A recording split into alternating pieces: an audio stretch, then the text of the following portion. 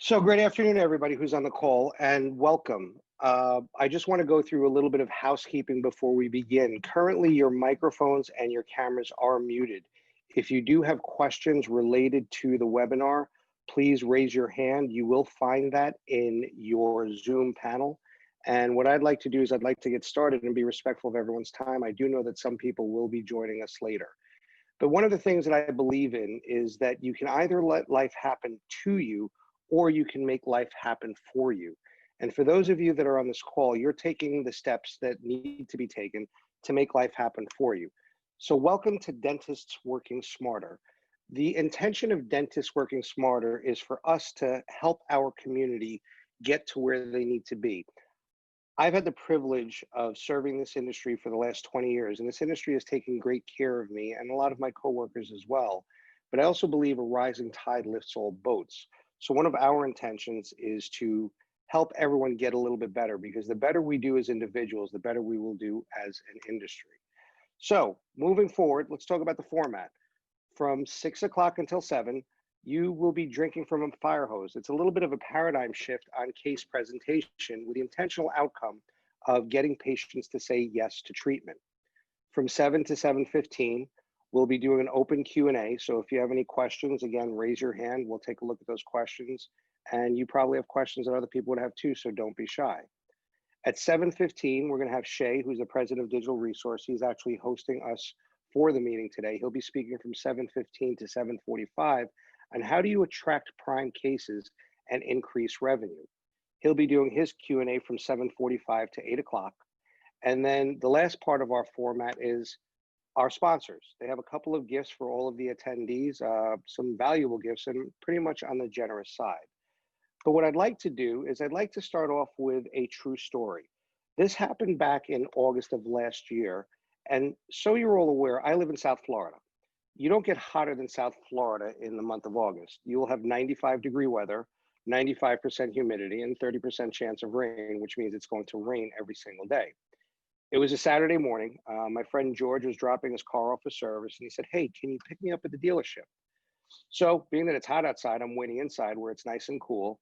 And for those of you that I have not yet had the privilege to meet, or those of you that know me, I'm not the type of person that would drive a minivan. I don't think there's anything wrong with them, but a minivan is not my style. I like a small, little, tiny car, two-seater, something that's visceral and something that's old-fashioned, even if it has a stick shift, I love it. But while I was in there, I was looking at a minivan, and out of pure curiosity, I meet Bob. And I said, "Hey, Bob, not interested in the car, but just out of curiosity, how much is this minivan?" And Bob takes off and disappears.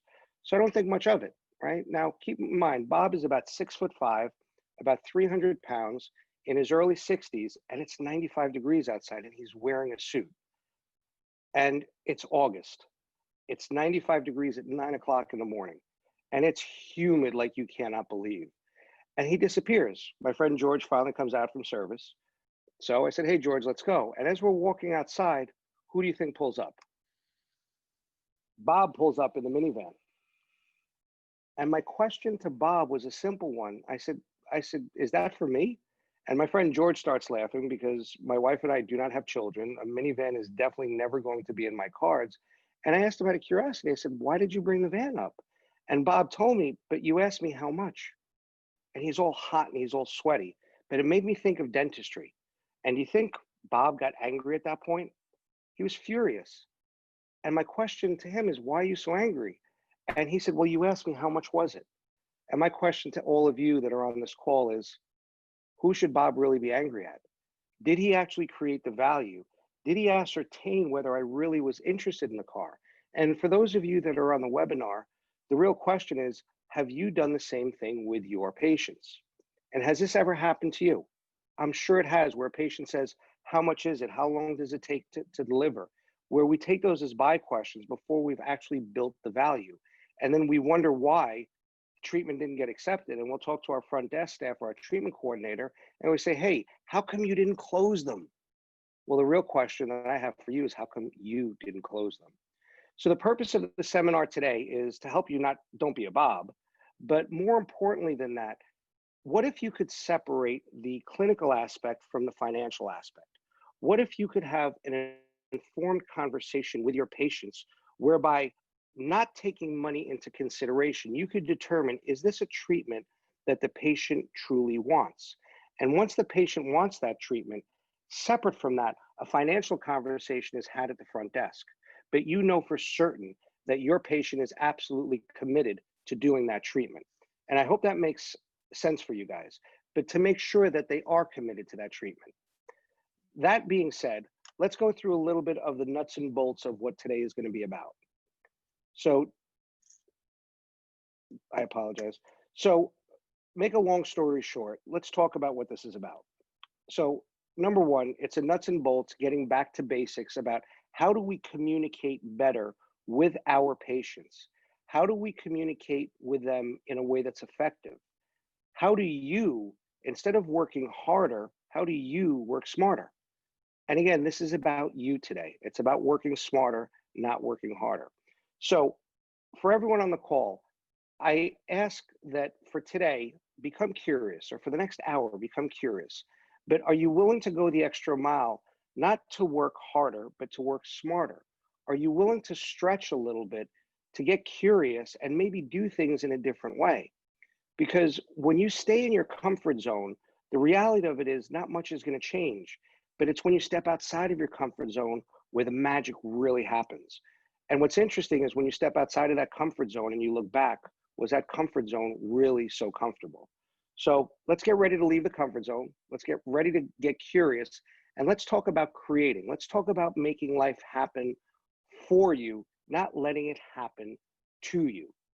That being said, the big question that all of you have right now is, what is in it for me, right? What's in it for me that I'm on this conference call?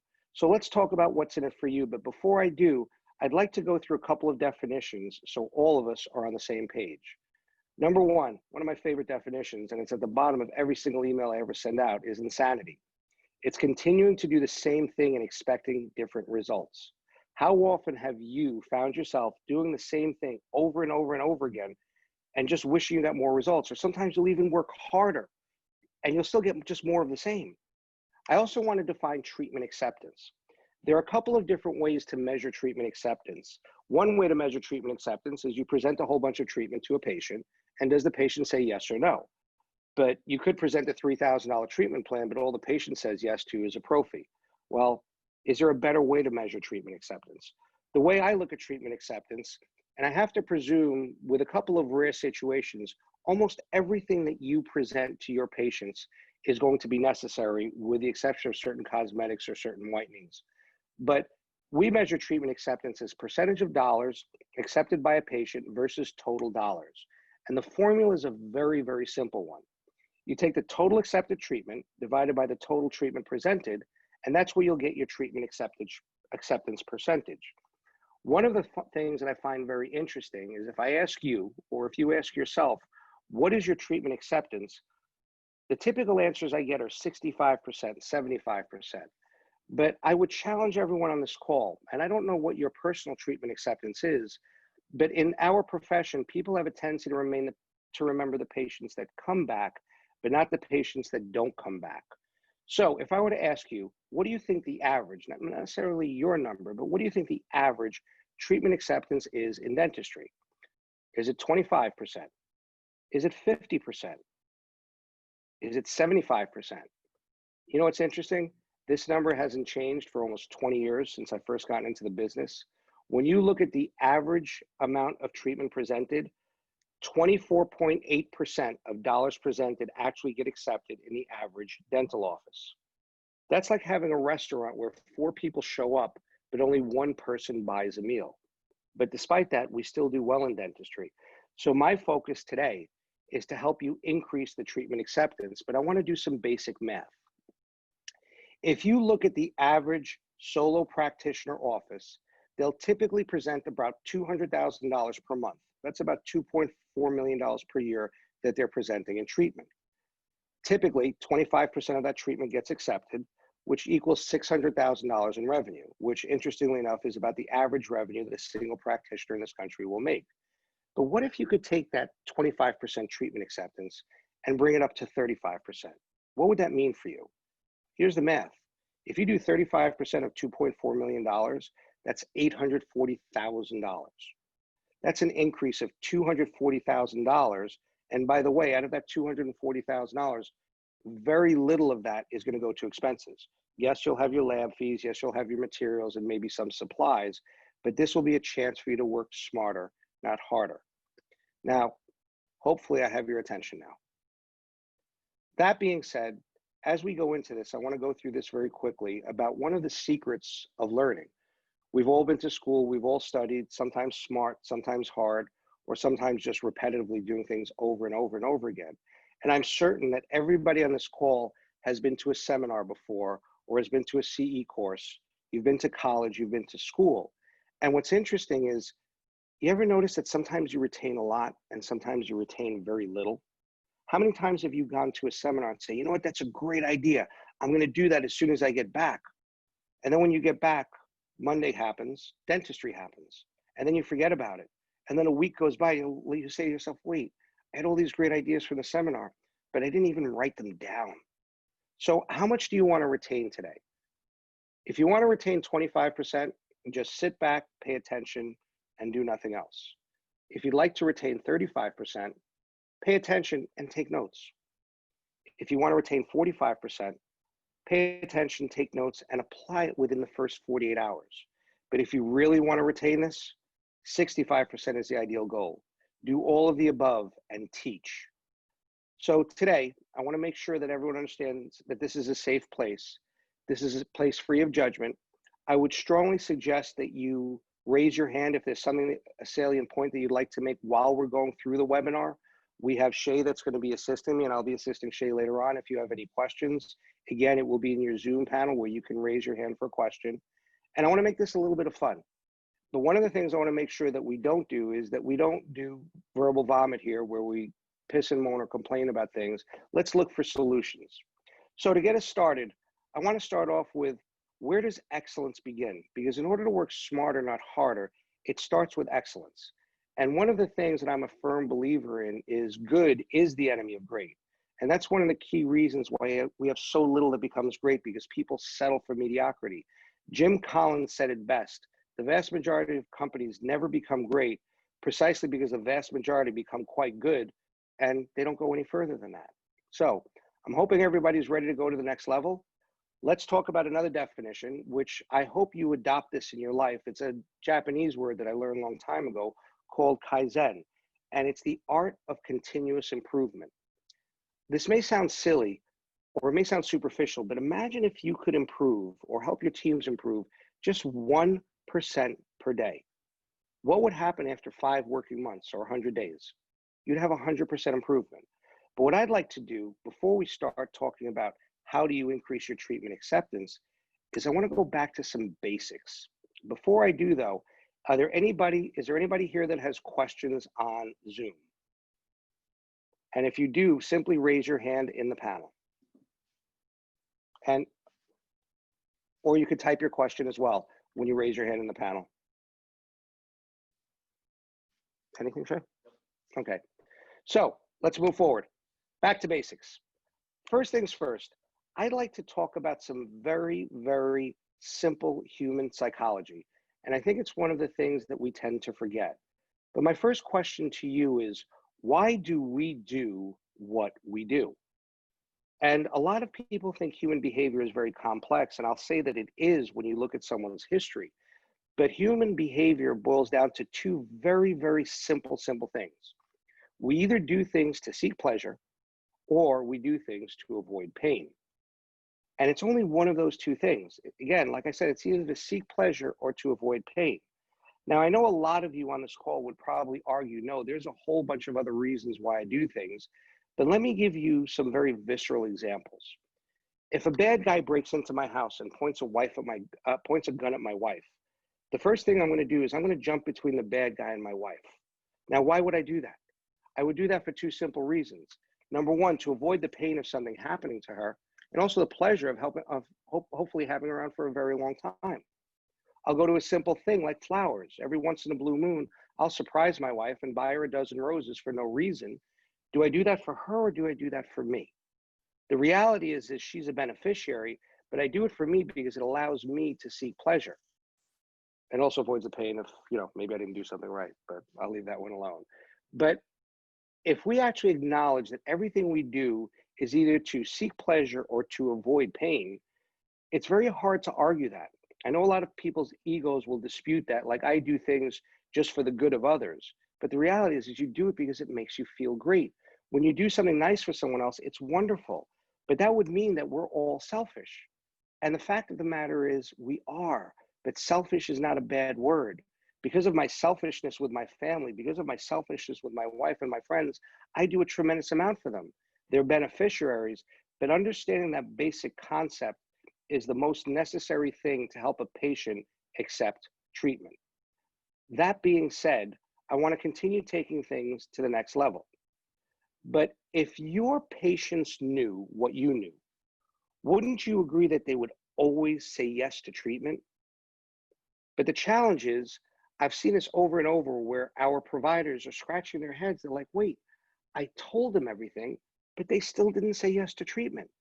And the question is, what happened? And what happened is a classic example, and I'll use my wife as an example. I love my wife to death. We've been together for 26 years.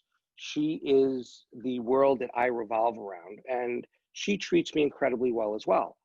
And despite my best intentions, I never want to upset her. I never want to make her angry. I never want to hurt her feelings. But even with the best of intentions, I sometimes do. And it's not because I meant to, it's because something failed when it came to communication. That being said, how do we have quality communications with our patients that are meaningful? And just because you say something, it doesn't mean somebody understands something. Again, I'm going to go back to my wife. This was a few months ago. I'm heading home. My wife was near the pizza shop, and I said, hey, you know what? Pizza would be a great idea. And she said, what do you want? I said, I'd like a pie with pepperoni and with mushrooms, half pepperoni, half mushrooms. Now, my wife didn't leave it there, and thankfully she didn't. And she said, do you want half with pepperoni and mushrooms and half plain, or do you want one half pepperoni and one half mushrooms? But that's a great example of how sometimes we fail so often on communications. And I think one of the things that we fail to realize is verbal versus non-verbal communications. Study after study after study after study shows that 76% of communication is tone and body language. And I want you to think about that. Tone and body language. And here's a great example. I want everyone to take a second to read this sentence. Now, depending on how I say this sentence, it can have totally different meanings. I could say something along these lines of, you are going to wear that pocketbook with that outfit. Or I could say, you're going to wear that pocketbook with that outfit. Or you're going to wear that pocketbook with that outfit. So tone has so much impact on meaning. And sometimes we're so busy formulating the words that we don't pay attention to what the other person is understanding. That being said, it's pretty obvious that communication 101, part of it is an art, but there's also a science to communication. And that's the part that I want to help us in this webinar focus on, because at the end of the day, I'll go back to what I said earlier. If your patients knew what you knew, they would always say yes to treatment. And I know we hear the same thing over and over again, oh, but they don't have the money. But you know what's interesting? I'll take a little bit of a sideline, and I would ask people out there, would you spend $100 on dinner? And a lot of you would say yes. But if that $100 was for a Whopper, you'd be pretty pissed off. On the other hand, if that $100 was for a 7-course meal with the finest wines, finest champagnes, and finest scotches that money could buy, you would think it's a steal. So it goes to building the value. But how can you build value if your patients don't know what it is that they're getting? So let's go to some basics on communication. None of us have a crystal ball. It's a joke I like to make very often. None of us have a crystal ball, but I would like to talk about the voyage that your patient takes when they go through the practice.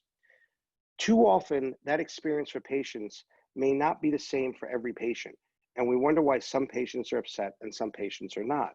One of the things that I cannot recommend enough for everybody on this call is to map out for your office, what does that patient voyage look like? This way you can have consistency, because when you have consistency, it's a lot easier to see what's working and to see what's not working. But if we're just throwing stuff up against the wall, doing a spray and pray, how do you know what works? How do you know what doesn't work? And that's the question that I ask all of you. And I challenge all of you that are on this webinar. So there's no single magic wand that can make your treatment acceptance go up. But there are a whole bunch of little things that we can do. And it's kind of like falling in love, right? Imagine you meet the perfect partner. They're incredibly attractive. They're incredibly intelligent. They have a great career. And you go out to dinner for the first time, but they say just one thing that upsets you. You never get to that second date. And this is a relationship that we're trying to build with our patients. And you're only as great as their last experience at your office. And keep this in mind, only 18% of a patient's time is actually spent with the doctor. But you do have a key role when it comes to increasing your treatment acceptance. So let's go back to basic human psychology, right? If we understand the people that are coming into our offices and we know certain things about them in general, would you all agree that it gives them a leg up when it comes to actually communicating with them and gives you a leg up? Because the first statistic I want to share with you is 65% of the people walking through your front door are scared, nervous, or apprehensive. 65%.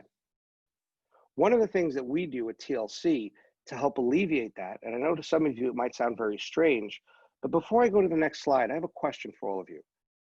I'm not talking about dentists or specialists that are your coworkers or peers, but when was the last time that you actually got a call from a doctor, for example, a physician? I can remember the last time I got one, and it was over a decade ago. So one of the things that we do is every single new patient that comes into the practice, our providers get emails on a regular basis, and they actually make a new patient phone call. Very seldom do the patients actually pick up the call, but they'll end up leaving a voicemail, and it's a little bit of an introduction saying, hey, we just wanted to welcome you to the practice. If you have any questions, here's the office number before you come in, but please don't hesitate to give us a call. Do you think that does anything for the patients when it comes to their apprehension or fear? And it absolutely does. It makes them feel more comfortable. It gives them that wow factor, and obviously it has an impact on treatment acceptance. I know this. I know 50% of new patients that schedule a visit in your office never make it for their first visit. Now, a lot of you are saying, oh, I don't have no-shows, or I have very little no-shows. And you're probably right, because most patients have the courtesy nowadays to give a phone call to say, I'm not coming. But if you speak to your front desk, you don't see the patients that schedule today for next Thursday that call up tomorrow and cancel that visit. But what we've learned is when we make those new patient phone calls, only 15% of those patients do not come into the practice. The other thing I want to talk about with communications is also technology, right? Tech plays a huge, huge part in communications. And how do you take advantage of that technology? Because when you have a modern platform that can communicate with your patients, I think the obvious thought that comes to the patient's mind is if they're this advanced on the communication side, they must be that advanced in the back of the house. One of the things that we utilize, and they are one of our sponsors today, but just so everyone on this call is aware, we are a CareStack platform user. But I've become a huge evangelist because the benefits that we've seen from using CareStack are phenomenal. Yes, we have a huge cost savings, probably about $1,000 a practice. Everything is integrated within CareStack, including the communication, the text messaging, and the patients have their own portal that they can log into. There's a whole host of features that as a practice principle are tremendously, tremendously powerful, but I'll leave that to you and CareStack to communicate about later. But they have amazing tools for our patients that make their lives easier. When we onboard a patient, the first thing they do is they get an email. They get a quick login to their portal. They fill out all their paperwork remotely, so we don't have people waiting in the reception area filling out paperwork for 15 or 20 minutes. We do all of their scheduling. Everything is fully integrated. But again, I leave that to the CareStack team when you guys decide to talk to them. But I do have to talk to you about a couple of favorites that our patients love. They love the convenience of confirming through their smart device. Now, there's a lot of third-party services that do that, but the absolute hands-down favorite, especially considering the pandemic, is patients and my staff absolutely love curbside check-in. We have nobody waiting in our waiting rooms. Basically, what happens is they get a text message about 20 minutes before their scheduled reservation. When they arrive, they hit a quick C on their cell phone. After they hit that C, we call them as soon as we're ready, and the patients go straight to the back. I also want to talk about communicating with our patients when it comes to Facebook, when it comes to Instagram and Pinterest. Do you think that those are great ways to communicate and set expectations for your patients ahead of time. Because when you do that, they get an idea of what your office is actually like. Now, we use digital resources. We use digital resource, excuse me. We've been using them for 4 years. When we first brought digital resource on board, we had about 85 followers on Facebook, and we thought we were special. 4 years later, we've got over 15,000. And last month alone, digital resources marketing efforts generated over 30 ortho starts. That doesn't include leads, and they've been doing an incredible job. Another thing that our patients absolutely love is something that we call live chat. Where on your website, and I'm sure we've all seen this, you go to a car dealership website or a whole numerous host of websites where you get a little pop-up. We've actually scheduled reservations for our patients through our live chat. But let's go back to the human communication, because at the end of the day, that is one of the most important things, because when you look at dentistry, we are the second most intimate medical profession that there is. I want you to think about that. We're the second most intimate medical profession there is, whereby you have a patient that's laid back, they're prone, you're in their mouth, they have no idea what you're doing, it feels funny, it sounds strange, it smells funny. Other than an OBGYN, proctologist, or urologist, we are the most intimate medical vertical there is. And you need to keep that in mind. And I think most people on this call would agree that we should treat others the way we would like to be treated. But I would counter that and totally disagree with that. I believe that the way we should treat people is the way they want to be treated. Again, Sharon, my partner in life, my best friend, if I treated my wife the way I wanted to be treated, I think we would have lasted 6 months. And I'm sure my wife could give you a few months on that one. But if we treat the other the way they want to be treated, that's how we have success in a relationship. And once we know how they want to be treated, let's think about animals, right? A cat loves to be rubbed on their ears. Maybe a dog does too. But a dog loves to be rubbed on his belly. But would you do that to a cat? It's a great way to get a bunch of claws into you very, very quickly. So how do we build that rapport? One way is to treat people the way they want to be treated. And I also believe in what I call CPR, which is courtesy, professionalism, and respect. But let's talk about how we can make a great first impression. The first question that I would ask all of you, this was a survey that was done at UCLA. It was 5,000 students. And they asked the 5,000 students, we want you to rate the following. Look at the following faces. Tell us who's the most confident. Let us know who is the most intelligent. And by the way, who is the sexiest? I want all of you to take a look at this real quick. Look at the 4 faces, and which one do you think is the most confident? Which one do you think is the most intelligent? And which one do you think is the sexiest? Well, the answer is none of the above. The answer, very simply, was this. Nothing will make you appear more intelligent, more confident, or sexier than a smile. And for those of you out there that think first impressions don't matter, one of the things that Steve, who is one of the principals at TLC, is an adamant supporter of is for us dressing for success. And I'm a firm believer of the same thing. For those of you that think first impressions don't make a difference, I want you to look at the following slide. And imagine this is going to be your dentist. Picture number 1. Picture number 2. If you think your first impression doesn't matter, please, please, please think again. Now, as we're talking about building rapport, one of the questions I always get, and one of the statements that we always get from our doctors is, I don't have time. I'm too busy. There's too many patients. And I would say to you, do you have 2 minutes to build rapport? Because there are 4 questions that can help you build rapport with a patient very quickly. And don't ever forget, it doesn't matter how much you know to somebody else.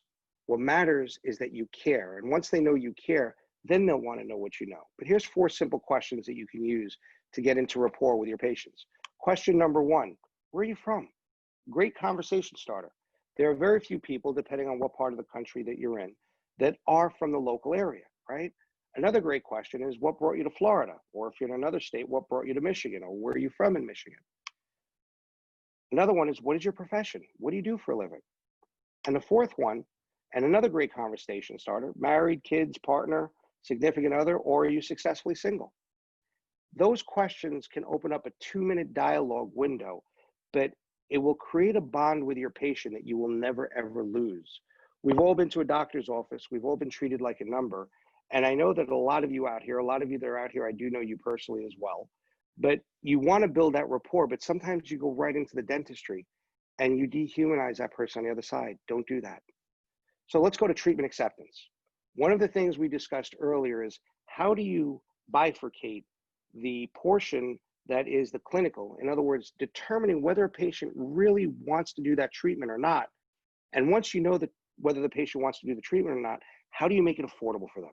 And that's what we're going to cover over the next few minutes. So how do you separate the clinical from the financial? You know, I go back to the story about Bob. How many times, and I will say this to everyone on this call, have you heard a patient saying something that you thought was a quote unquote buy signal? And what do? You do what I call spray and pray, right? You literally, hey, let's go get him a treatment plan and let's have someone with a high school diploma have a conversation about clinical aspects. Is that fair to your patient? Is that fair to you? Or would you rather have a much more targeted approach that will help a patient not be sold on treatment? Because if the patients knew what you knew, we all know they would say yes to treatment. But how do you get right on target? So let me go through a systematic approach that works incredibly well. And we have doctors in our practice, real numbers, that are doing 50 and 60% treatment acceptance. That being said, I think one of the most important things is value system. And let's talk about the value system. We talk about a lot of different things with our patients, but as humans, I go back to the golden rule. The golden rule is you treat other people the way you want to be treated. And in that golden rule, you'll also speak to people about things that are important to you. I go back to my wife, Sharon. Her and I have a lot of interests in common, but there's also certain things that I'm interested in that she has no interest in. So imagine I go to my wife, and my wife is not, I don't watch sports, and I know my wife loves that about me, but with the exception of Formula One and MotoGP. Now, can you imagine if I sit down with my wife who has no interest, she thinks it's loud, she thinks it's noisy, and it makes no sense, a bunch of grown men driving in circles as fast as they can. And I'm sure there's a lot of you out there that are laughing at that, but it's something I'm passionate about, something that I love. But I've learned I'm not going to talk to my wife about that, because if I do, she's tuned out, she's thinking about something else. I've got to get the laundry. What's for dinner? Are we going out? Where are we going for our next trip?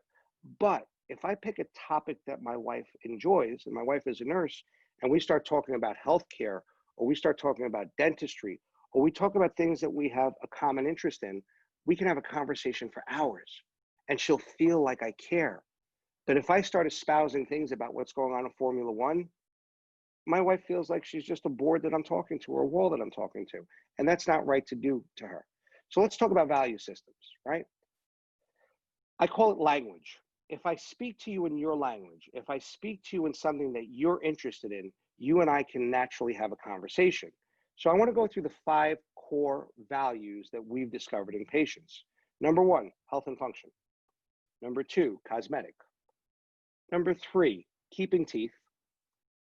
Number 4, not losing teeth. And by the way, 3 and 4 are very, very different, even though they sound similar. But someone who's keeping teeth is someone who's moving towards pleasure. Someone who's afraid of losing teeth is someone who's already lost so many and they're coming from a place of scarcity. You would speak to those people differently. And number 5 is pain. Now keep something in mind, and this is what's really, really intriguing. When you look at the value system of doctors, right? Health and function is 90% of our doctors. And when I talk about value system, I'm talking about what's most important. Listen, all 5 things are important to everybody, but I'll use a car as an example, right? For some of you on this call, the most important thing to you in a car is looks. For some of you, it's performance. For some of you, it's gas mileage. For some of you, it's safety. I'm sure everybody on this call would love to get better gas mileage in their car, but maybe it's not the reason why you bought it, or maybe it is. So the second one, cosmetic, that we spoke about, that is about 2% of patients where that's their primary value. And I know a lot of you sitting here are having a hard time believing this, but this is data from the ADA. I go to keeping teeth. That's 2% of patients. Now, keep in mind, cosmetic and keeping teeth are important to people, important to doctors, but the primary value system for doctors, for the most part, hands down, is health and function. And all of you sitting out there probably looking at it, maybe challenging me, but then thinking, wait a second, yes, that is the first thing that's most important to me. And because it's most important to you, it's what you discuss most. But here's the irony, and I think the maker upstairs has a great sense of humor. When you look at patients, health and function is 5% of patients' primary value system. I'm not saying it's not important to them, but it's not their primary value system. It's spread apart pretty evenly between the other 2 through 5, which is cosmetic, keeping teeth, not losing teeth, and pain. Now, here's a really interesting side-by-side comparison, and I want you to take a look at that. 90% of doctors, their primary value system is health and function, yet it's only 5%. But here's a question for you. How many of us out there are talking about health and function when the patient might be more concerned about what are their cosmetics? Am I keeping my teeth? Am I losing my teeth? Pain. But that's something to be very, very mindful of. The next thing I want to talk to you about when it comes to language and when it comes to communicating with our patients is what I call modality, right? There are some people that are big picture people. I'm a great example. I'm primarily a big picture person, with the exception of dentistry. That's when I'll get very detailed. There are some people that are middle of the road, and there are some people that are very, very, very highly detailed. Now, in dentistry, every dentist on this call went to school to learn how to become very detailed when it comes to dentistry. But the reality of the situation is, if you are speaking to a big picture person and giving them all the little details, that person is going to be sitting in a chair like, hey, I'm not stupid, I get it. But conversely, if you're a big picture person and the person sitting in your chair wants all the details and you don't give them all those little details, they're going to think that you don't care enough to give them all the information they need. Now, here's a really big question for you. How do you find out? Because I hear people say this over and over. Oh, I'm a great read on people. And by the way, I'm sure that you are. But here's the challenge I have for you. If you have somebody who's scared, nervous, apprehensive, on their guard, can you read somebody who is not being themselves? There are some people that when they're nervous talk a lot. There are other people when they're nervous don't speak at all. So don't make the presumptions. Bring it down to a science. One of the things that we do is when patients come into our practice, one of the first questions they get when they arrive at the front desk for the first time is we ask them this question: what's most important to you about your teeth? Not what's most important about how they look or how they feel. What's most important to you? And most patients look at us like we're crazy. And our response to them is always the same. And my thought process is a little bit of shock, because how can you as the doctor, how can we as a dental practice take the best care of our patients possible if we don't know what's important to them? And then when it comes to modality, when the doctor is ready to explain treatment, the doctor typically will say to the patient, hey, we're about to go through a lot of things. Do you want the big picture? Do you want the middle of the road? Or do you want all the little details? And it makes for much more effective communication. And I think that makes sense to most people on this call. The other part of treatment planning is co-diagnosis. Get your patient involved, but please don't use words that they don't understand. I will never forget, I was chairside with a doctor. This was probably about 10 years ago.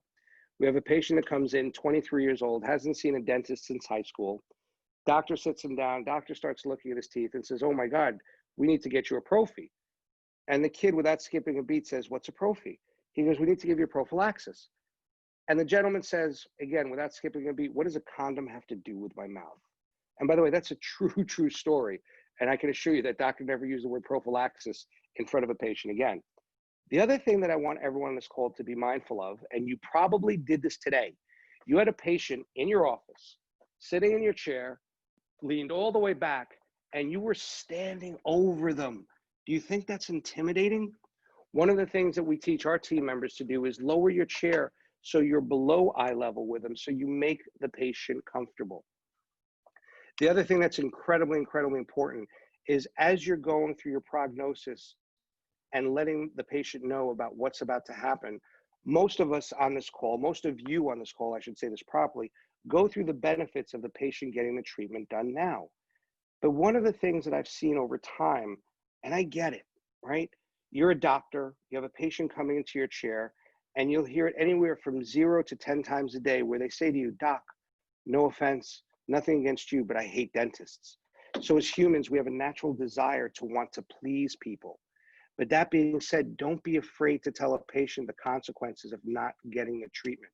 I hope all of you are looking at this picture, because this patient in this picture was originally a patient of another dentist that didn't have the courage to tell them.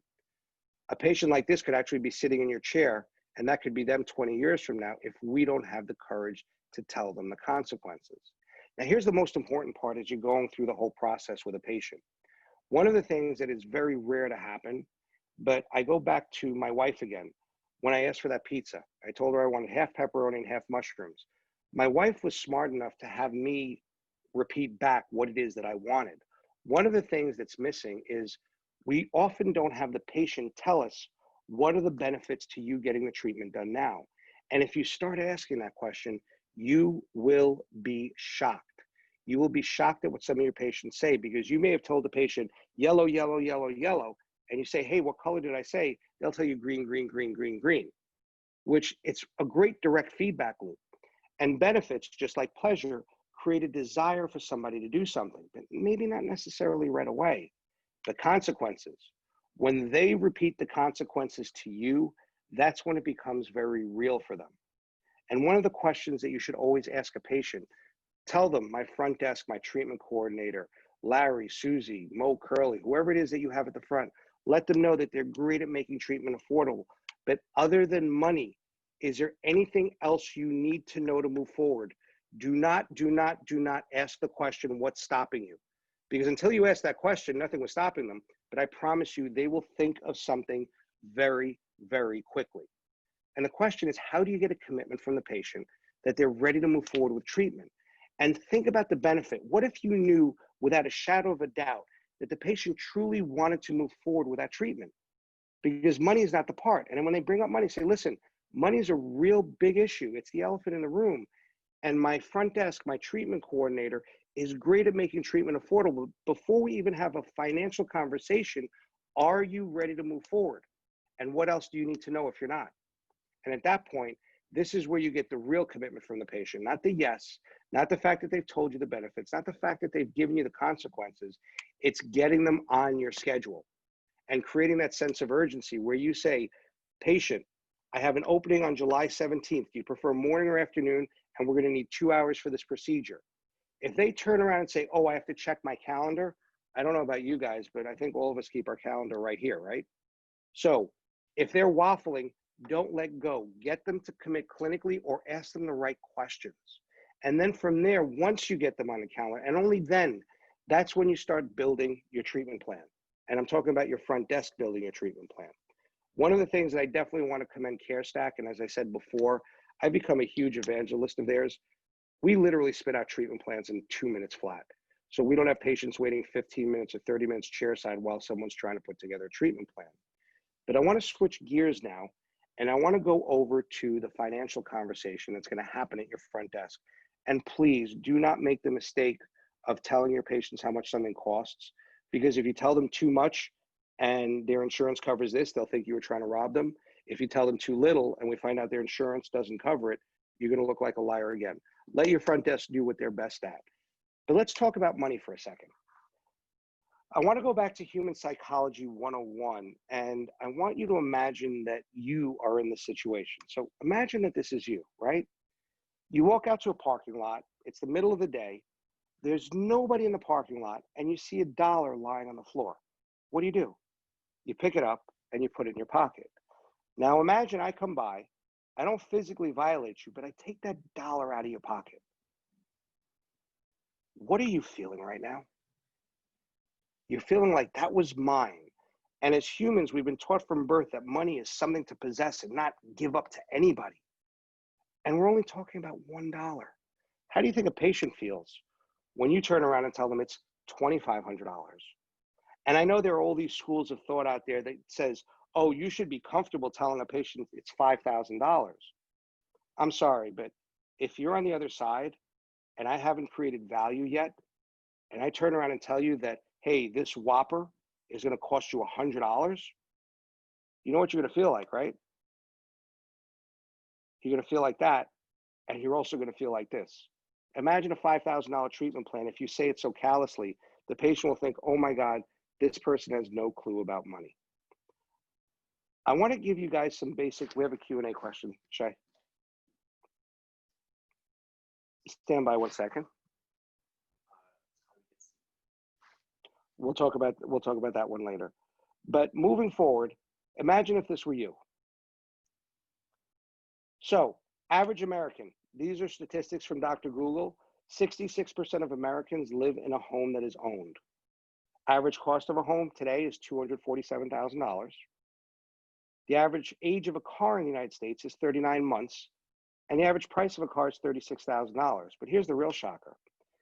The average savings account is $2,729. How do people afford it? And we all know what the answer to that one is. They do financing, right? How do they afford it? And one of the things that I find really interesting, and I don't know what the latest stats are, but I know that as of 2 years ago, 75% of patients were not aware that they had patient financing for dental treatment. Now, imagine you make treatment affordable. If you tell somebody something's $5,000 and they've got $2,700 in savings, the first thing out of their mouth is pull the tooth. But what if you covered up the $5,000? And I'm not saying cover it up, but what if you started with, hey, you have a couple of options when it comes to paying for your treatment. Option number one, you're looking at roughly $74 a month if you qualify. There's a range depending on where your credit rating comes in. But keep in mind that this is a soft credit pull, so there'll be no impact to your credit. Or if you'd like, you could pay the $5,000 in full. Do you think that will get your patients to say yes? I know in our case it does. I know that at TLC, roughly 28% of our revenues are through patient financing. GreenSky has been an amazing partner for us over the years, and they've been incredibly helpful. This gives you the very distilled version of how do you get patients to say yes to treatment, but there is a lot more to go through, but our 1 hour doesn't allow it. So we're wrapping up a little bit early, but I ask all of you, not for my sake, but for your benefit, what are your 2 biggest takeaways in this webinar so far? And then the next question for you, not for me, is how are you going to apply it? How are you going to use it in the workplace? Because if you actually do you think if you apply what you've learned, you could become unstoppable? So now I'll open it up to the Q&A. And let me take a look at this real quick, and let's see what questions we have.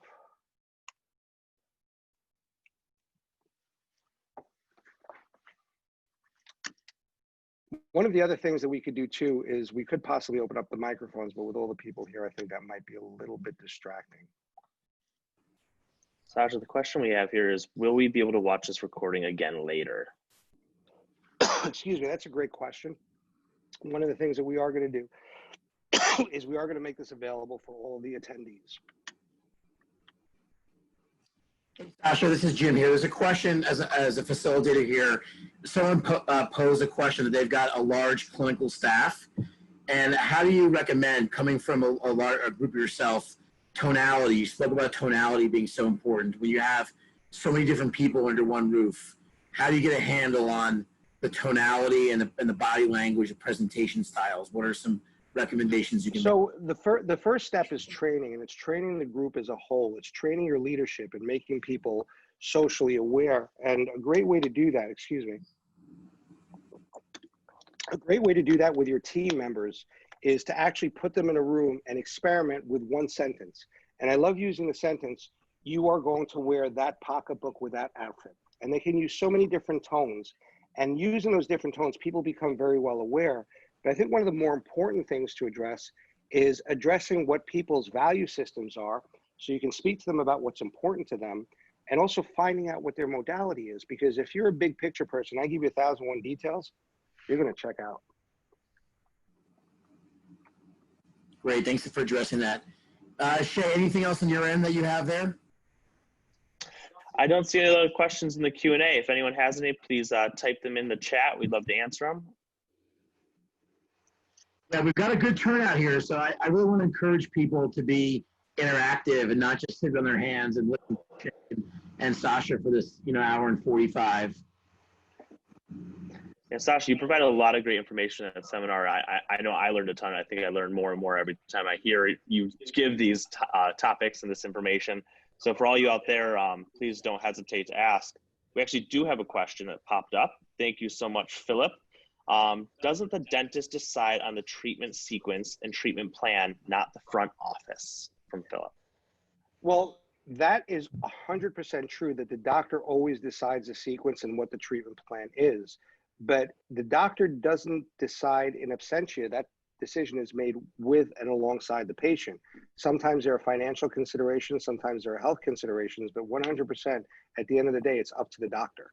But the doctor is the one giving the treatment plan to the front, and the front is the one who's actually putting it together. But that's a great question, Philip. We got another question from Nick. Given all the PPE, masks, shields we have to put on now, what are some ways to still make that first 7-second impression with professionalism? I'm going to ask that question back at you, but if I had a face mask on, could you tell whether I was smiling or not? And a smile is one of the best ways to open up the door to anybody. And it is a lot more difficult with PPE, 100%, but it's something that we have to overcome. And remember, 76% of communication is tone and body language. What does your tone sound like? What does your body language look like? Are you all tense, or are you sitting back relaxed, and are your eyes smiling? Sasha, I have a question. What else are you doing regarding COVID and your messaging within the office? What are you telling patients? You know, I've been getting those questions a lot myself. So one of the biggest things that we're doing is, since COVID started, we put together a couple of videos, and everyone here is welcome to go up to our Facebook pages, and you're welcome to plagiarize the videos. Obviously, use your own people, not ours. But we put a ton of videos out there showing patients what we're actually doing in the office and what steps we're taking. Instead of sending out another email blast, which I know all of us are COVID emailed to death, and a lot of us are probably Zoomed out to death, but we put videos together. Look at our Facebook pages. It's TLC Dental Fort Lauderdale, TLC Dental Coral Springs. You'll see a bunch of videos that are out there that are informational for our patients, and we've got a ton of views on them, and patients are very appreciative of that. Harold, you asked the question if there was a recording of the seminar. We will be providing everyone on this call with a link to a recording of the seminar. Hey, Sasha, a question here about case presentation and teledentistry and your thoughts on that. So I guess the person's asking that they're trying to do some case presentation, and what, do you have any kind of suggestions on if you're going to use teledentistry? How do you change your for doing it versus in person? To answer the question, there are a couple of different ways that we use teledentistry. Number one, in the height of COVID, and CareStack had all this seamlessly built in, which was amazing. But in the height of the COVID thing, we were using teledentistry to pre-screen patients to determine whether we really needed to bring them in or not. But one of the little things that we found with teledentistry is we're using a lot for post-ops where it's not necessary, where it's not absolutely necessary for a patient to come in, where a post-op can just be a Q&A with the doctor. When it comes to the case presentation, though, that's one of those things that are much better off done in person and or done with a patient side by side. Obviously, we're wearing PPE because there are a ton of questions that are very difficult to do on an iPhone. Conversely, a post-op is real easy to do when we're doing teledentistry. Great. One more question here, Sasha. I mean, this is from someone who joined kind of late, but I think we maybe brushed over this. Can both you and Shay give maybe a 30-second bio on your background, a little bit more about TLC Dental, just who you are? That's what this person's asking. So one of the things I would strongly suggest, and I'm not saying this to deflect, but my bio is up on tlcdental.com. I think there are other things that people may much rather hear, but I appreciate the flattery. But they're welcome to look at my bio on tlcdental.com. And Shay, he'll give you a quick little background on him when he comes up. It's interesting though, we just got a question, Shay, that I think is for both of us actually. How do you start using social media to attract more patients for cosmetic treatments? And I would think that would be a perfect segue. The timing couldn't be better. Shay, why don't you take over the presentation and we'll go forward from there. And by the way, thank you to all of you for doing what you do. One of the things that I think people take for granted is all of you on this call are on the front line.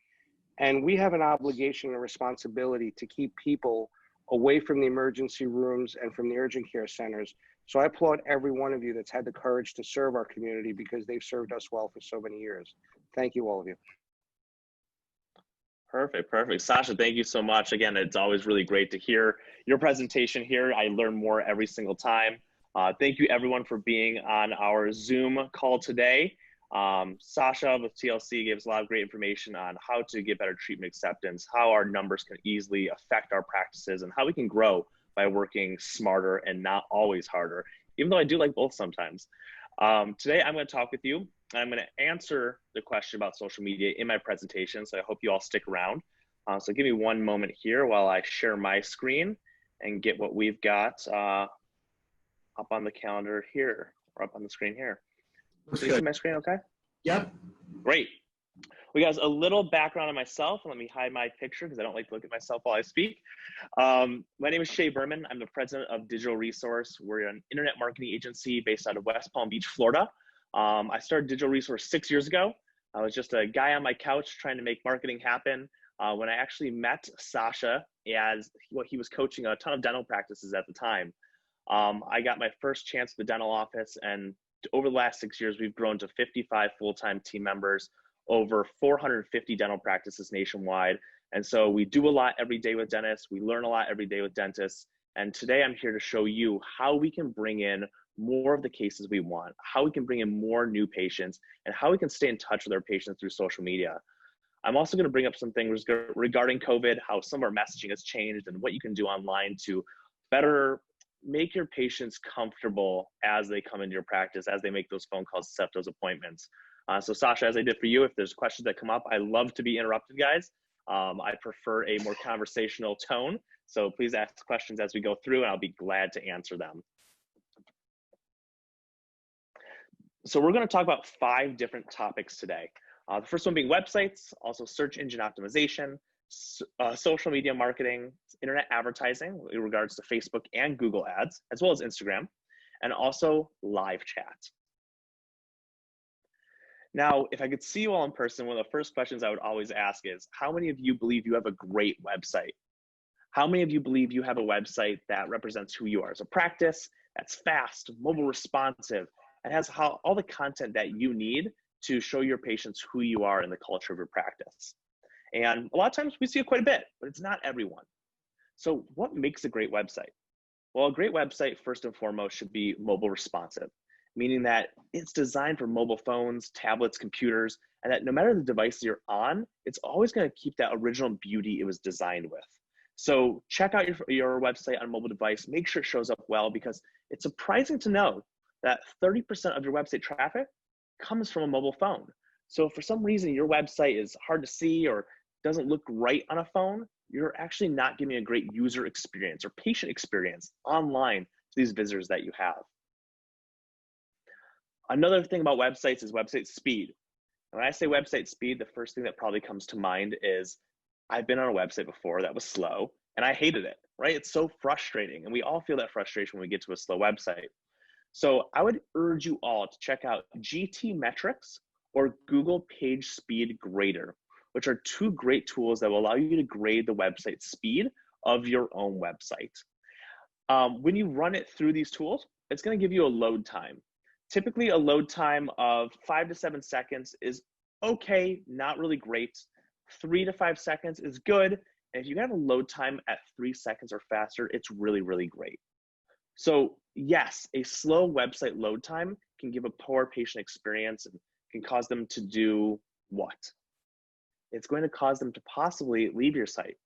So if you've done so much to get someone to your website, whether it's internal marketing, external digital marketing, billboards, radio, Facebook ads, no matter how they got there, if they get there and have a bad experience because it's not mobile responsive or fast, there's a chance that they go back and go down the next one on their list on their insurance plan, the next one on the list on Google, the other flyer that was in the mail. And so make sure your website's fast for that user experience. But let me give you a little secret. Google also cares about your website speed. And why should they? Well, Google wants to give a great search experience to every single website user. And if Google is serving results that lead to poorly built or slow websites, you're actually going to have lower rankings because Google doesn't want you showing up as a first result if you're going to be slow.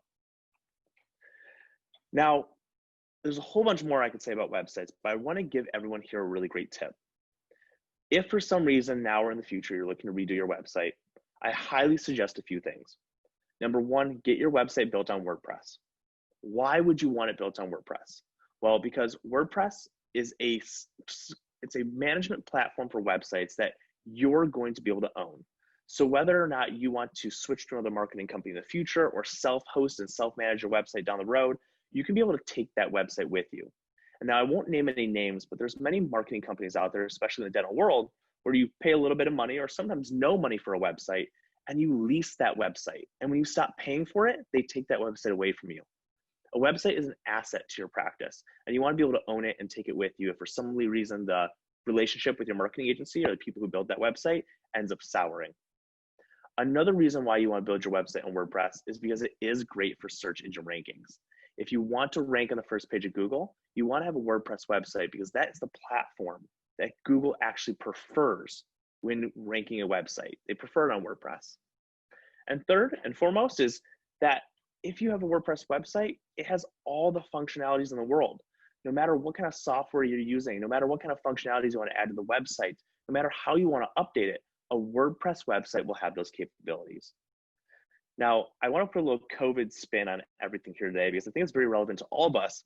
How can we show our patients and potential patients that we are doing a great job at keeping our practices safe and that we're doing a great job cleaning and that they can come in and feel comfortable? The dental office can already be a scary enough place and we don't want to scare them even more. So I always suggest if you have a little pop-up when your website opens saying what your COVID procedures are, if you could have a little bar at the top of your website saying that you are obviously open for service and that what you're doing for COVID and the different cleaning things that are happening and the different PPE you put in place, that's very helpful as well. So we'll talk about some more things with COVID and social media, but if you can put those messages on your website now, there's a great segment of the population that would really appreciate to see that messaging. So search engine optimization. You guys, as I skip through these sections, don't hesitate to ask those questions in the Q&A. I'd love to answer them. But I will get to search engine optimization here, and it's something I'm very passionate about, and one of the main reasons I started Digital Resource 6 years ago. What is search engine optimization, though? Search engine optimization is a process of getting your website to rank on the first page of Google organically. Now, I don't know if you can see my mouse on the screen here, but these top 4 results are paid advertising, Google Ads, which we're going to talk about in a little bit. These results here in the map section and the section just below the map, that is where SEO gets you to. That's called organic rankings, with this being localized organic and this being what we call worldwide organic. The only difference being is that the localized ones in the map will actually show you results that are a little bit closer to you than just any old result within your geographic area. But how can SEO assist your practice? Why should you care about being on the first page of Google? Well, if you want new patients, it's so important to know that in the average city in our country, there are tens of thousands of searches happening every single month for dentists or dental related services, where people are actually looking for dentists or dental related services right through Google. So on the first page of Google, we have 18 options. And if we're not one of those 18, maybe we're on page 2. Do you think we're going to get seen? Less than 1% of people go to page 2. So if we're not on page 1, there's absolutely no chance, for the most part, that we're going to be seen by these tens of thousands of people searching every month for our practice. Now, if we get seen on Google, that drives traffic to our website. We're able to look at our reviews, see who we are, judge whether or not we're a practice they're comfortable with, and then decide to make that decision to make their appointment come into the practice. I promise you all that this will be the most boring slide that I have today, but I think it's so important that we all understand how search engine optimization works. One of the first things we have to look at when wanting to prove to Google we deserve to be on the first page organically is claim all of our listings. We have Google, we have Yelp, we have Yellow Pages, we also have HotFrog, City Search, YP, all these other listings out there that Google cares about us being on. And so I highly recommend that all of you look into the tool Yext, yext.com, and you pay monthly, but it updates all of these directory listings, allows you to put your name, your phone number, your logo, your website information, and also monitor and track your reviews through this listing. But the biggest thing is that Google cares that your listings are correct. Number 2, having original content on your website. Many of you may have noticed on other websites before in the dental space that someone's implant page has the same content as someone else's implant page. And while that's of course not great because it doesn't make you seem unique, it's also not great because Google will penalize you for having plagiarized content. And that's what Google considers it. We also want appropriate meta information through the website. For example, if on our implant page, we have a picture of someone getting an implant or an implant itself, we want to be able to tag that image with a meta description about implants and also the city that the practice is located in to let Google know what that image is about. That metadata can also be placed throughout other pages of the website, in your content, in your meta titles, and also the descriptions of your pages that Google uses to categorize what your content is focused on. I also suggest having 300 to 500 words at a minimum per page on your website. If you don't, there are many of your competitors who do or will in the future, and whoever has the longest content with the most depth and gives the most authority on their topics is going to end up ranking the best.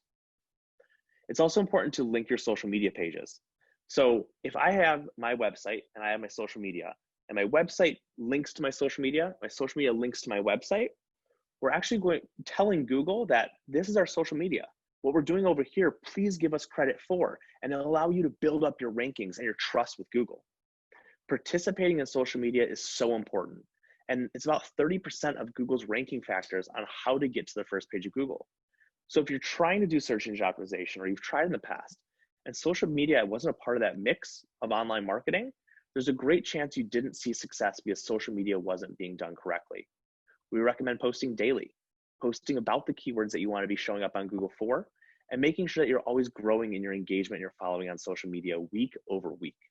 As TLC, Sasha mentioned just before, they originally had about 80 followers or so. Now they're at 15,000, 84 followers, and now at 15,000. And yes, that's a lot of growth. And yes, it was over a good period of time. But if we're not looking at that growth at a week over week basis, we're missing out on what Google's looking for to give us those rankings online.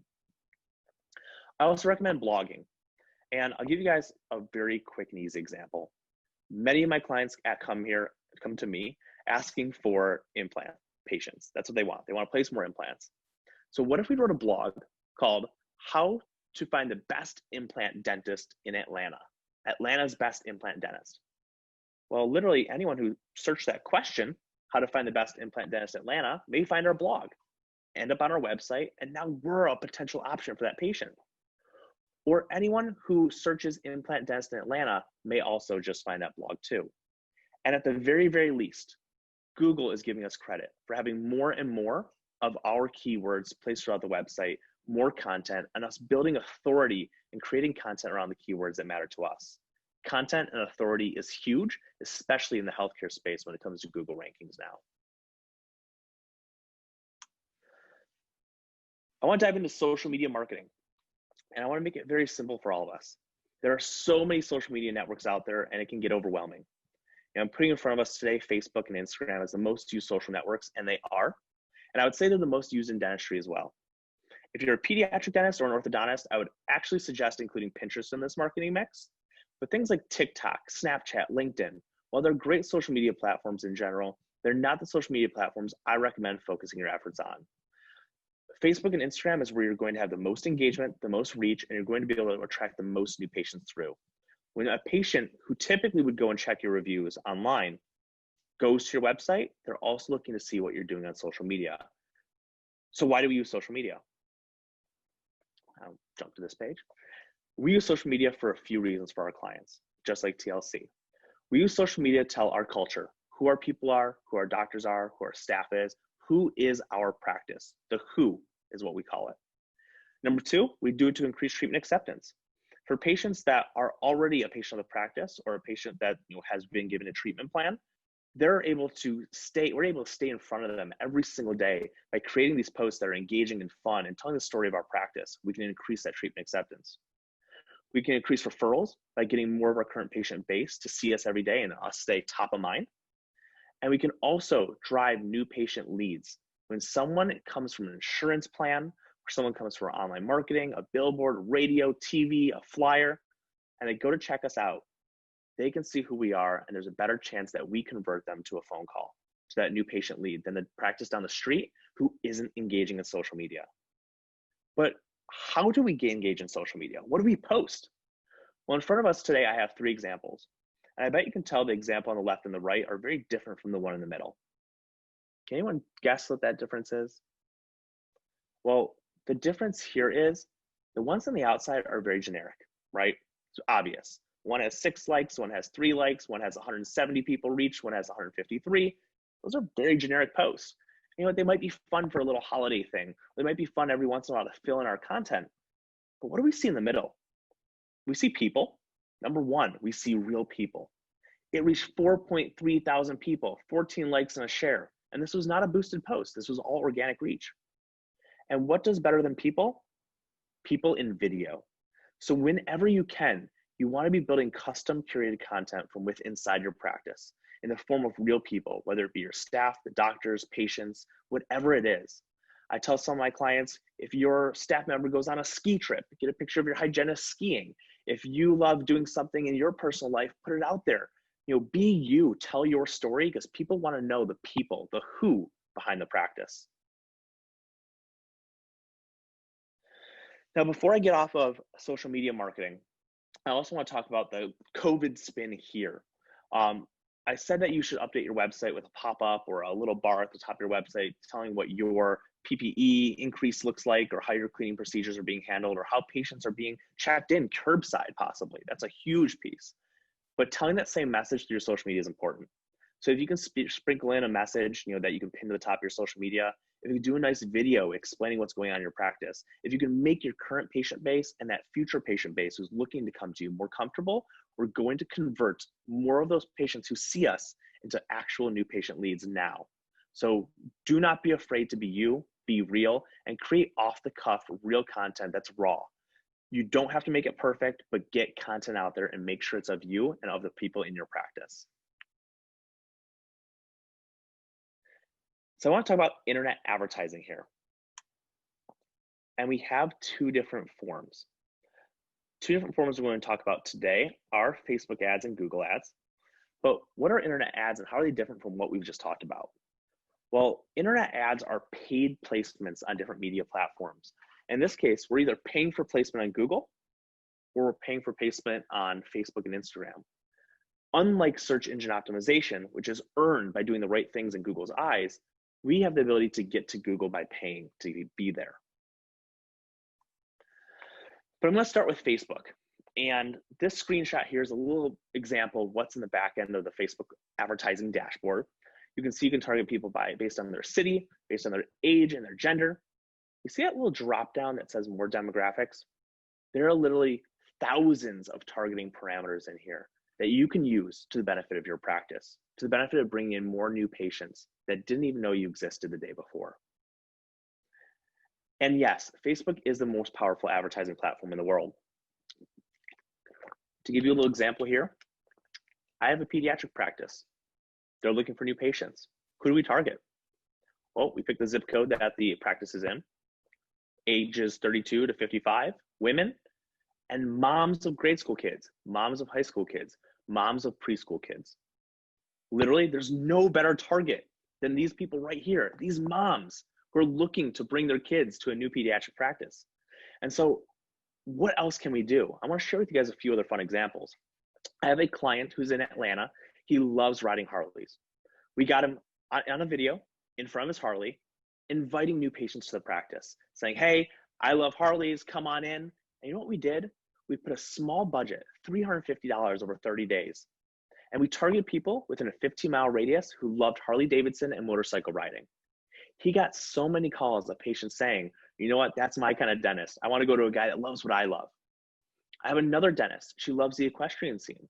We put her on a video right next to her horse, inviting new patients to the practice and saying how much she loves her horse and that's her hobby. And we targeted the equestrian scene in Wellington, Florida. And we did one more that I'll share with you as well. I have a practice here in Florida as well. It's two doctors. One went to Florida State University. One went to the University of Florida, Seminole and Gator. Well, what we did here is we had one doctor saying how much he loves the Florida State Seminoles, that's his school, and inviting all those patients to the practice. And the other doctor saying the exact same thing, but about the University of Florida. The cool thing here is that the patients we targeted who went to the University of Florida or like the University of Florida, who live within a 10-mile radius of the practice, they only saw the University of Florida video. And the patients that were advertised the Florida State video, they only saw that video. And what are we doing here? We are finding what makes us unique. what we're passionate about as a practice owner, as a dentist, as a office. And we are putting out there ourselves and attracting the patients that are most like us. By creating that bond online, by finding that niche, that thing that makes us special, but also connects us to other individuals, we're able to bring in more qualified leads to the practice. And that's just a few examples of the niche marketing that you can do, but I guarantee that every single one of you have something that's unique about yourselves, about your practice, a hobby, something that you love, that you can put on video, shoot it raw, off the cuff, 20, 30 seconds on your iPhone, put it on Facebook, find the appropriate targeting with the right messaging and the right offer to bring new patients into your practice. And I know Sasha mentioned that last month, even during COVID, TLC Dental was able to have 30 ortho starts. And we did that using this exact technique. 103 leads and 30 ortho starts last month during the pandemic. So you guys, it's about the right video, the right messaging, the right offer, and the right targeting to match. When you put that all together, you can be generating leads through Facebook for as little as $5 a lead. It's absolutely amazing, but you have to put yourself out there and you have to give it a try, or you'll never find out. And I'm gonna talk more about this in a second, but tracking is so, so important. We're gonna come back to that. Now, Google advertising. So I mentioned through search engine optimization, we're able to do the things that Google loves to bring us to the first page of Google in that map section, the section below the map. And that takes time. We have to prove to Google that we're doing the right things, we're doing it for the long run, and that we deserve to be there.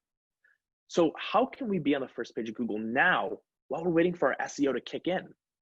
Well, Google ads are what I could really say for our clients is what we should do to be bringing those patient leads in while the SEO is kicking in.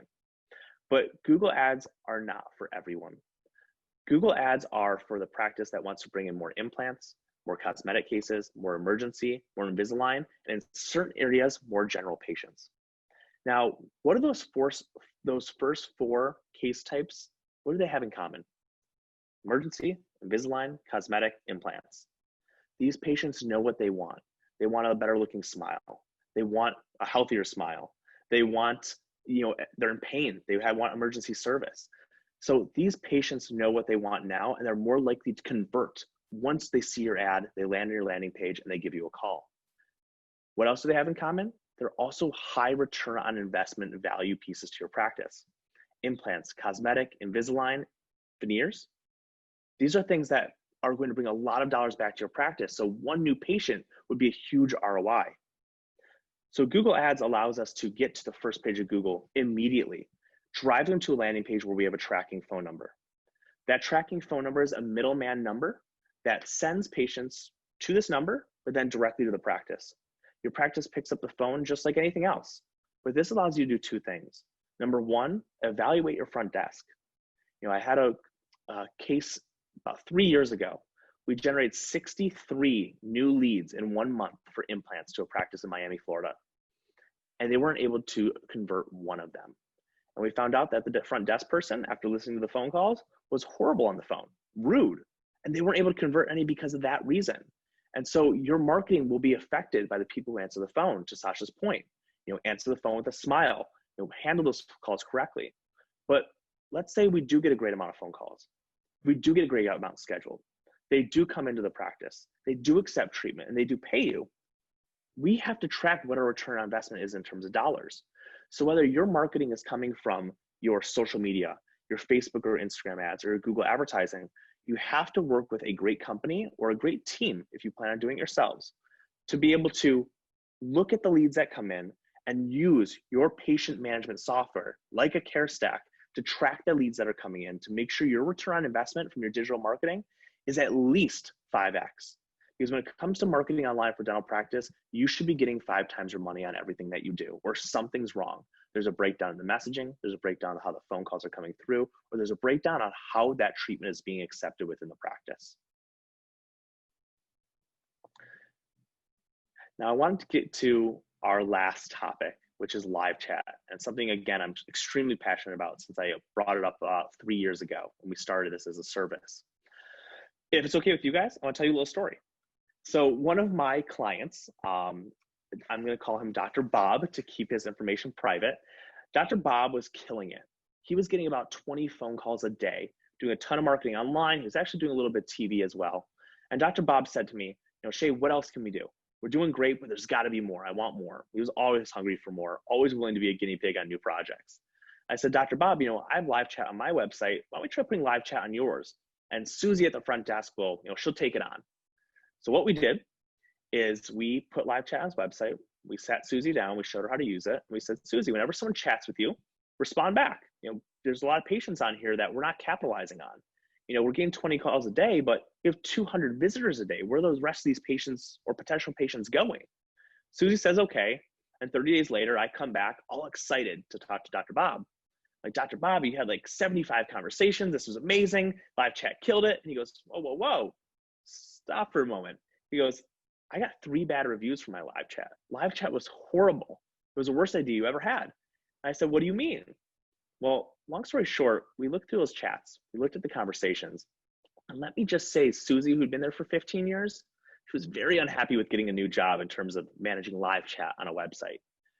To the extent that when someone said, I'd like to make a new appointment or I'd like to make an appointment, she would say, you don't know how to pick up the phone?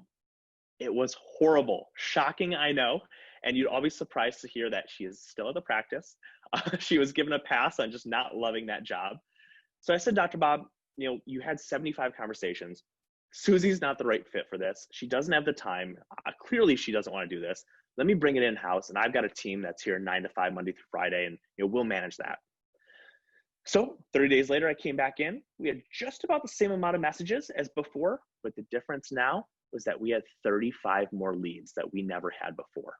So not only did Dr. Bob keep his same 20 phone calls per day for new patients he was getting, and almost all these were implant patients, but he increased the effectiveness of his marketing by bringing 35 more leads that he would have not otherwise had if live chat wasn't there.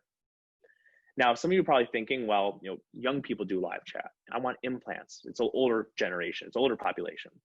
You'd be surprised to know that he is a mostly implant full mouth rehab practice, and his average patient age is 63 years old. And yes, they were using live chat. I was so surprised myself. So today we have about 250, maybe almost 300 practices on our live chat software now, where 8 to 5, Monday through Friday, we are initiating the conversations with your website visitors. We are getting more people to convert from your website who would otherwise drop off and be dead visitors to the website. We email them to your front desk, and we follow up to your front desk with a phone call. We say, hey, we just sent you a live chat lead. Check your email right now, and as soon as you hang up with us, pick the phone back up, call that live chat lead, and schedule that reservation, schedule that appointment with them that they're looking to have. And why does live chat work? Many of you are probably going to say, well, because we're popping up, we're engaging in conversation. Yes, that is step 1. But step 2 on why live chat works is because of the turnaround time.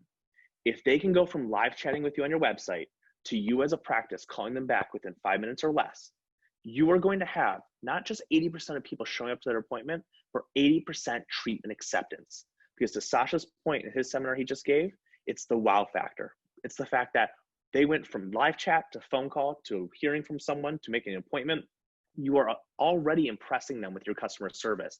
And if you could provide that customer service to a brand new patient who you don't even know, they can only imagine how your customer service will be and how the care and your treatment will be once they get into the practice. So I do encourage everyone to try out live chat.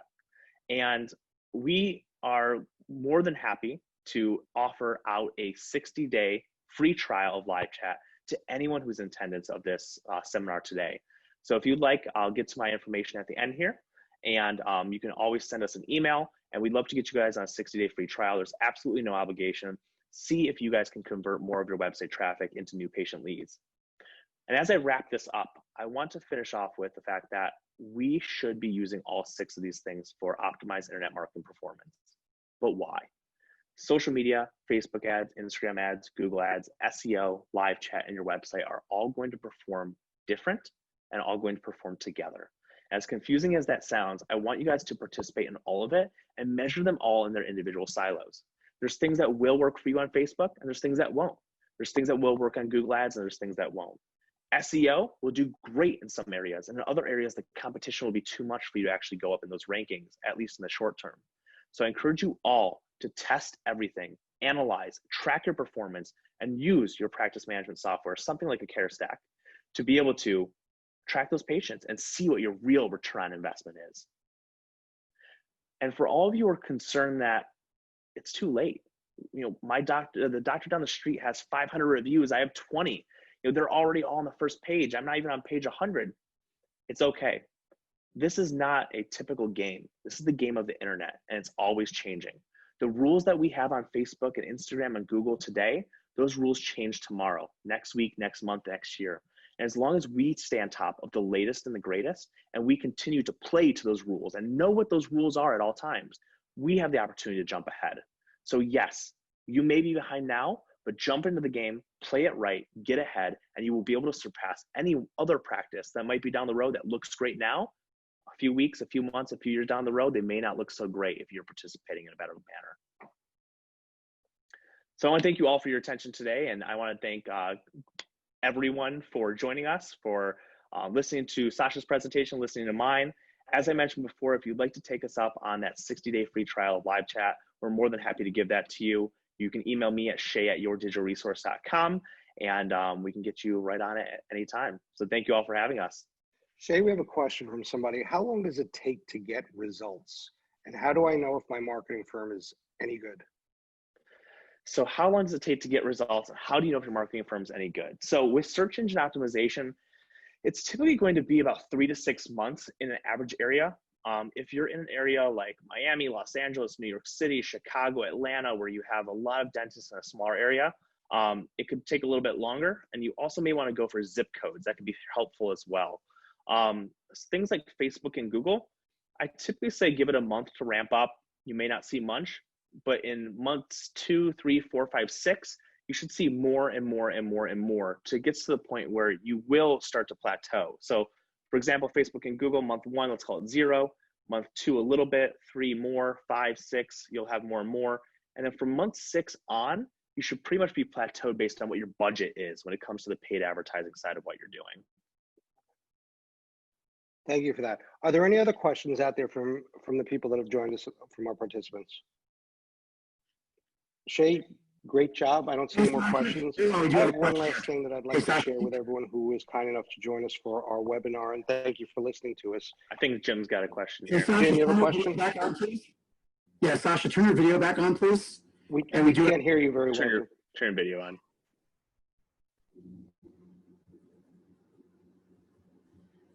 It's on the panel down there.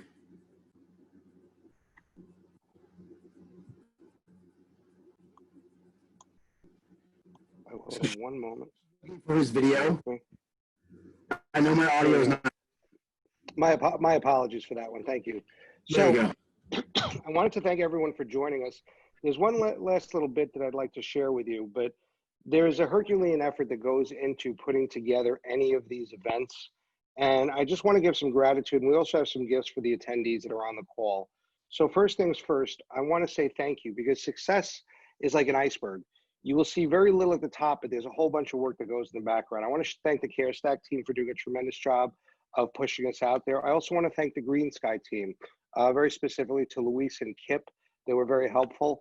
I also want to thank my TLCers. They allowed me the time that I needed to get this prepared. And for all those of you on the call, we will be sending out a copy of the recording. I can very easily be reached at sasha@tlcdental.com. You'll see my email address at the bottom. But one of the people I really want to thank is Digital Resources, very specific, Emily and Emily's department. She has literally bent over backwards putting all this together, and she's done a tremendous, tremendous job. So to her, I'm very, very grateful. Now, for all those of you on the call, CareStack, in conjunction with GreenSky, is basically offering 3 months free of CareStack to new clients. There is no long-term commitment. Simply send an email to smart@dentistsworkingsmarter to take advantage. The same thing goes for Digital Resource with their 60 days free of live chat. Simply send an email with your information to smart@dentistsworkingsmarter, and they will get you engaged and they will be in touch. And for everybody on this call, stay safe, stay healthy, and thank you for everything.